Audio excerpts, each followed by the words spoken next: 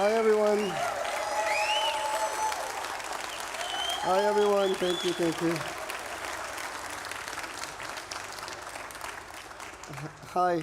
So, first of all, thank you very much for being here. It's wonderful to be standing in front of you to talk about the future of blockchains. And you probably think that I'm going to do what I usually do, which is talk about the recent successes of Avalanche, the recent developments on Avalanche, the new things we built, etc., etc. I'm not going to do that. I want to talk to you about a blue yonder idea, something that's so crazy that it's either incredibly stupid or really promising, but it's nothing in between. So I want to talk to you about what I call coin-operated agents. So, what has happened recently? Well, blockchains came of age. For the longest time, I've been in this space for a very long time, since 2002. And I was there before the white paper, I was there after the white paper looking at its strengths, and then I've been in this business for a very long time. People talked and talked and talked about scaling blockchains, how to make them faster, how to scale them horizontally. And Avalanche addressed those needs. You know all about the consensus protocol that we pioneered, you know all about subnets. I don't need to repeat this. There are many other fights to fight. There's still a lot to build. That's all true. But I think the area is now getting to the point that it's no longer in a position where it needs to dangle shiny objects in front of us. We don't need additional moon math. We are able to build and maintain incredibly demanding applications like so many of the games that are deployed and built on Avalanche. So that's wonderful. So that's what kind of led me to look around a little bit to see what's happening. When I was a professor, I used to do this too. I would go talk to my colleagues and say, hey, what's happening in your area these days? What's happening in AI? What's happening in machine learning? What's happening in graphics, etc. So when I look at AI, I see something incredibly promising. AI is just coming of age. They have come up with tools that are finally large enough, practical enough, and good enough for some incredibly interesting uses. And I want to talk to you about how we can integrate the two. ChatGPT, how many people have played with ChatGPT? Almost everyone. It is amazing, and yet it's just the beginning. And I want to talk to you about how we can take this amazing development from our friends in the AI space and transport it into the blockchain space. And once I tell you the idea, it's going to sound a little bit obvious, maybe, I hope. And some of the better ideas are always the ones that are supremely obvious, but I haven't heard anybody else talk about this before. So, now let's go back to our own domain and talk about the problems we face. One of the biggest problems we face is ensuring the correctness of smart contracts. They're easy to write, but incredibly hard to read and parse.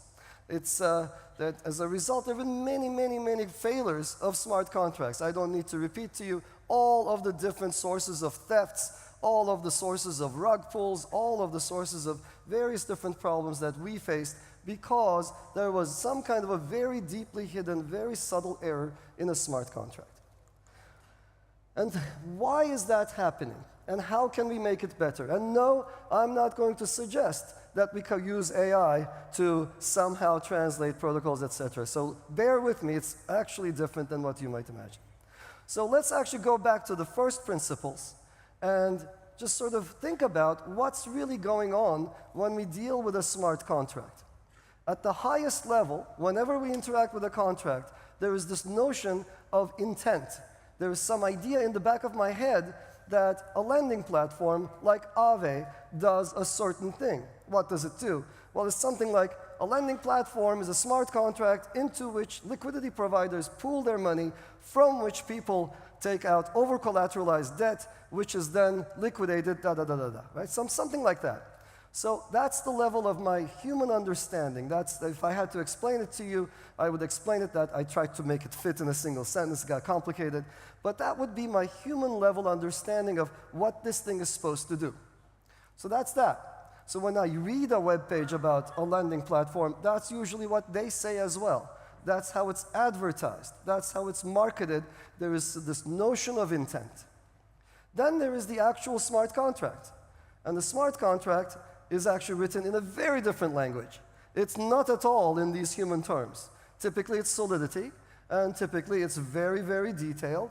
And it's like, well, if you do this, then, here are the different variables. Here are how the variables are accounted. Here are the out calls from the contract. Here is why it's not subject to reentrancy, et cetera, et cetera. It's very, very, very detailed, very complicated, very nuanced. And it's at that level of the solidity contract, what we call the code level, that the code is audited, right? You need to send it to an auditor. Auditor takes your money. Some of them just rubber stamp, some of them read it deeply, some of them apply tools, etc. They try to check if the code matches the intent. And then, what else happens? Well, then we put this thing through a compiler, and we get the machine code. And the machine code, we almost never check. Very, very few people check the machine code. Nobody audits the machine code. We assume that the compiler tools are correct. We assume that the bytecode that they produced accurately reflects the Solidity programs that was initially inputted into the compiler. So this is sort of the setup that we have.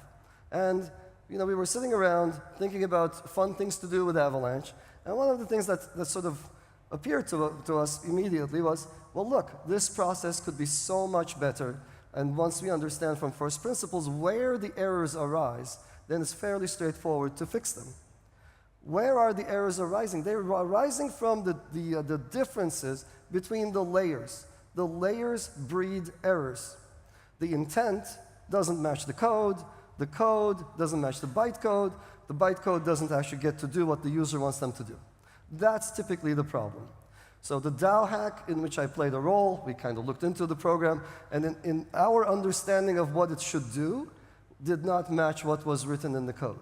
That's why I wrote that paper that said a call for a moratorium on the DAO. I couldn't have been any clearer about what I thought about DAO. And yet nobody stopped it. The DAO could not be stopped. And then the rest is history. It was hacked exactly as we suggested that it would. The parity wallet hack. There was a mismatch between the intent and the code. And once somebody takes advantage of it, it's very hard to appeal to a higher authority. So yes, obviously nobody wanted the parity wallet to be hacked. Obviously, nobody wanted that money gone, but yet it happened. And now, who do you appeal to? There is no common sense. There is no one to whom you can go, this was meant to be a wallet. It was meant to not authorize funds to be moved unless the originator told it so. It never meant to lose the funds it was holding. Nobody should have suicided that contract. Right? And on and on and on. You've seen all of these, the underflow errors, etc. You've seen this at different layers in software systems. The problems stem between the lack of connection between these layers. So what can we do? So if I were a traditional academic, I would say, okay, well, here's something we can do. We can try to specify better what the intent is, and then we can use automated tools to check the code all the way down to the machine code. So I have many, many colleagues. Cornell University was incredibly strong in this particular area called program verification, also incredibly strong at automated provers of different kinds, where essentially you specify in something that's not a human language, that's a very formal language. Some of these things are things like COC and TLA+, etc. Some of you might have heard about them. How many people actually are able to write code in either COC or TLA+? There's like 1, 2, 3. I think there are maybe a few others around here, but it's incredibly few. The people who can write these are just, you think smart contract programmers are hard to find. These people are even harder to find. If you need them, there's one here, there's another one there. So they're very, very difficult beasts to find. So they're very hard to master. And even then, even if you were to master them, there would still be a gap between the intent layer and the specification layer. So instead, I want to posit to you that we could build smart contracts in a very different manner. An entirely new architecture that is obviously compatible with what we do on Avalanche because it's so low level and so flexible, but an entirely new architecture that builds on recent advances in artificial intelligence, machine learning, and large language models, and it incorporates GPTs, generative pre-trained transformers. These are the things that you played with, the thing that power, the engine of ChatGPT, integrates them into the core execution engine of a blockchain. That's the idea. We call it coin-operated agents. So how does a coin-operated agent work? Well, it works kind of like this. It's a new kind of blockchain wherein the chain consists of a genesis block followed by blocks that contain free-form transaction types signed by public keys that contain arbitrary textual inputs. Okay? So this graphic is slightly off, except maybe some of it is English, or some of it is Arabic somehow. Okay, so what we want to say here is that here's what we actually want me to say. The blocks contain arbitrary blocks of text.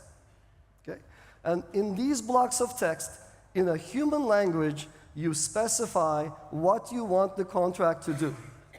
And whatever you want the contract to do is executed by a large language model built into the validators. Every validator has a deterministic LLM in it, and that LLM, it actually might have more than one LLM in it, and those LLMs are identified by a version number. It's essential that we agree, before we engage in any kind of contracting, what kind of interpretation is going to be happening on the text we submit. So when the chain is started, when a subnet is initiated, we could specify the version of the LLM that will forever be interpreting the inputs. The transactions are not going to be rigid inputs like we are used to. They're not going to look like EVM transactions. They're not going to look like Bitcoin transactions or exchange transactions. They're not going to have rigid fields of input, output, etc. To the contrary, it's going to be free-form text. You will sign literally, I give to this address 5 AVAX. Okay? And the interpretation of I give to this address 5 AVAX will be left up to the LLM. I think this is a very simple idea, and I hope the people who are getting this. So, the cool part of this, I think everybody got it now. Thank you. So, each validator keeps track of one data structure and one data structure only, which is a simple associative mapping from addressees to balances. And you can have more than one token balance, so every single address can hold more than a single kind of a token. And certain tokens can serve as the gas coin. So AVAX maybe would be the gas coin for anything we build, of course, but it could be anything else, and maybe there could be contracts that take multiple different kinds of tokens. As I said, the transactions contain free-form text. The free-form text could be in any language. It could be English, that would be great because I speak it, but it could be any other language. That's what the previous picture was supposed to show. So, for example, you can say, this transaction starts a chess game, subject to standard chess rules, where Magnus plays the white pieces, and the winner will take the pot of $1 million. You need not specify in Solidity all of the chess moves. Are you with me on this? I think this is the amazing part. The amazing part is, by context that has been built into the LLM, the common sense required for executing this contract has already been absorbed.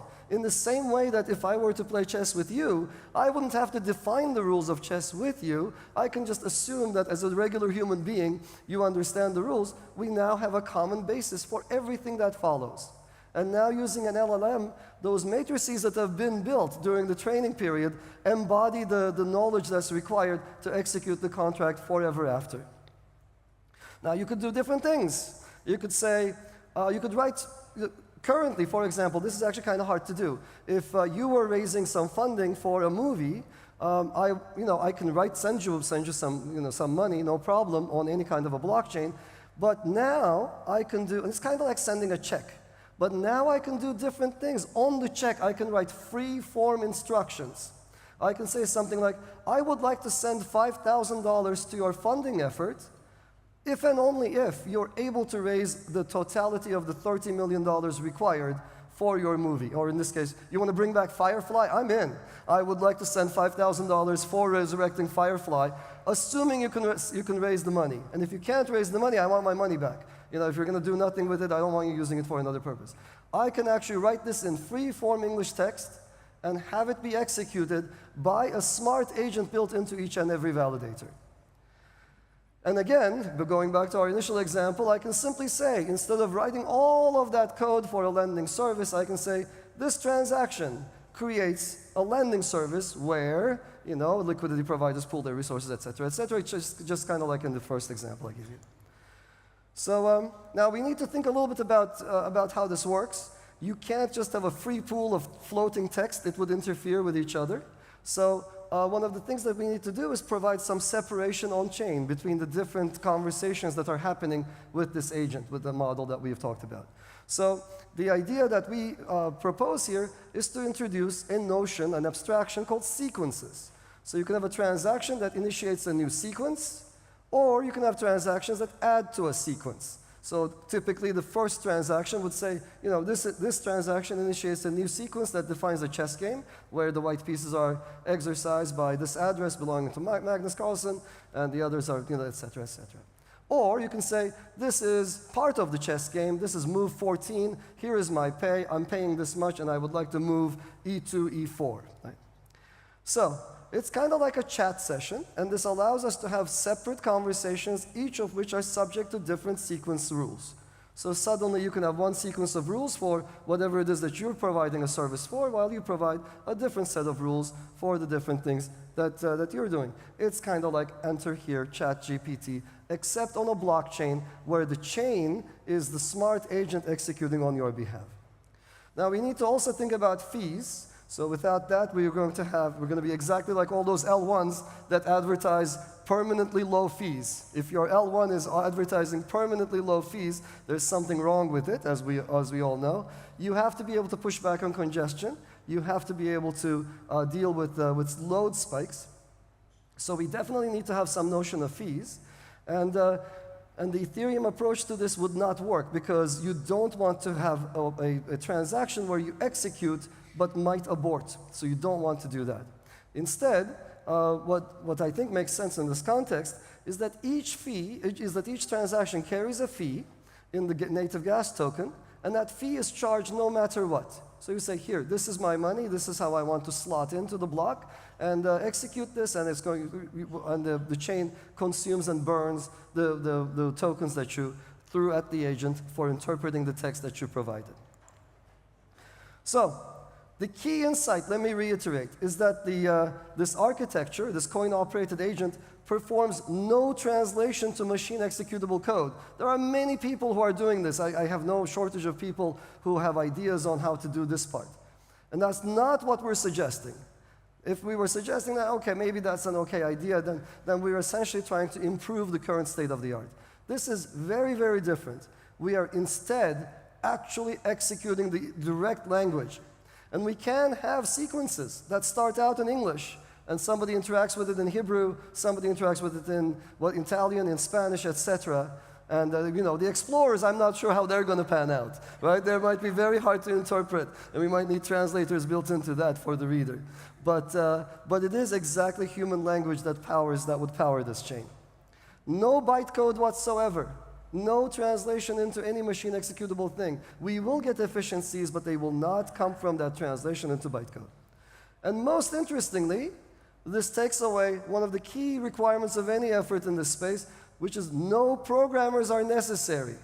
Or vice versa, the other way to put this is all of us who can speak a language are now programmers. That's a little scary. This is why I said this is either a crazy idea or a totally worthless idea or a great idea. So it's that we all get to write program specifications in our native languages. So this, I think, is really, really interesting. It's exactly like having a smart trust executor, a smart agent, someone who is, who's been bred and has consumed all human knowledge available in digital form. Someone whose common sense we can appeal to. You can assume that they understand a fair deal. So make sure this transaction is fair. You could actually say that. And it would have to then think about what that means. Oh, now, then the income would have to be divided somewhat equally, right? That's what we all mean. By the way, this is something that I learned in my days as a professor. The word fair has no definition. I couldn't define it for you. Think about it. People would come to me and say, oh, that's not fair. Well, I would say, people over the age of 18 typically don't, we stop using that word. The world is unfair. And fair, by the way, does not have a definition. It's really hard to define in a mathematical formal sense. But now with this, we all understand the concept of fairness. You can now appeal to that is built into the LLM. And now we no longer have to specify minutia. So in this chess game, we don't have to specify any of the rules of chess because it's already been learned by the LLM's wanderings over the many, many, many thousands of chess games on the internet.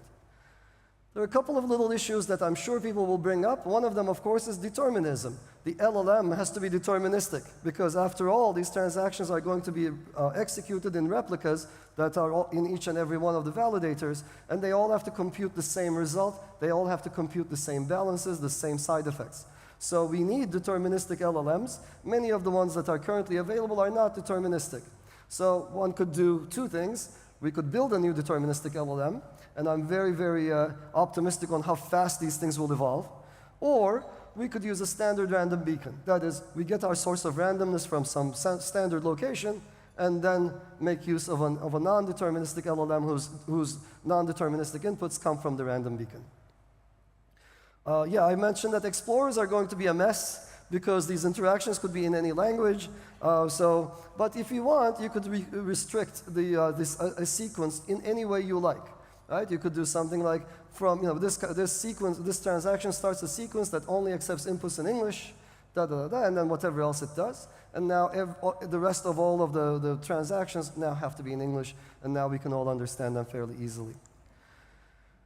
The big question, I'm sure, I hope, that is on your minds is this even a good idea? And I think you should be asking this, because I find myself asking this question all the time about this idea. It will make smart contract programming much more accessible. We all get to be programmers. So nobody should ever come to me and say, I have a good idea, but I don't have a Solidity programmer. You have a good idea, write it out. Write it out with enough detail that it can execute with an LLM. Users will have to have full clarity. We'll end up having full clarity about the intent of a smart contract. It's in English. You don't need to look at the semicolons, the brace nesting, and so forth to understand how it behaves. It's written out for you. Now, we will see how that behaves, of course. It might be so complicated and so full of fine print that it might be kind of crazy. But nevertheless, it's a language that we all speak. The only caveat, and that's the big caveat, is that specifying contracts in a human language is remarkably difficult. There will be many spectacular failures. Billions will be lost, and I say this with a smile on my face, even as I'm excited about this idea. I know that it will lead to catastrophic failures as well, and I hope that we will fight to come up with some standard sequence patterns that will avoid them. So when we were tossing around this idea, one of the things that came up was, you start a contract. This is a contract between me and you about lending, etc. And then you come in and say sequence, transaction 2 in the sequence. Now the contract behaves kind of like my grandmother, and now the word fair has an entirely different meaning ever after that point. Right? So you've seen all of these ChatGPT hacks where people escape the environment. They ended up having ChatGPT do really funny things. And so all of those will apply in this context with value attached. So we will all have to learn if we go down this route, and I will tell you all about what we're about to do. But we will all have to figure out the very different ways of specifying things in a manner so tight as to leave no room for those kinds of behaviors. So I want to leave you with this wide blue yonder idea. I do believe that this LLM-based subnet is an experiment that we simply cannot afford to not perform. That is to say, it's so exciting, so interesting, at least to techies, that I'm really, really, really looking forward to exploring this. The upside is reaching the next 5 billion users or 7 billion users. It's not going to happen with incremental changes to Solidity. It's not going to happen with moon math that comes down the pipe. It's not going to happen with ZK this and that. It's going to happen by rethinking everything from the ground up, as we did with everything we did at Avalanche. We did it with the consensus layer, we did it with the bridges, we did it with everything else, and now we're bringing that same sensibility, that same approach to the specification of transactions themselves. The ability to avoid smart contract programming and audits and so on and so forth is going to be really interesting. And the ability to onboard billions of new users who use their native language to transact, their native language to execute things on a chain, will be invaluable.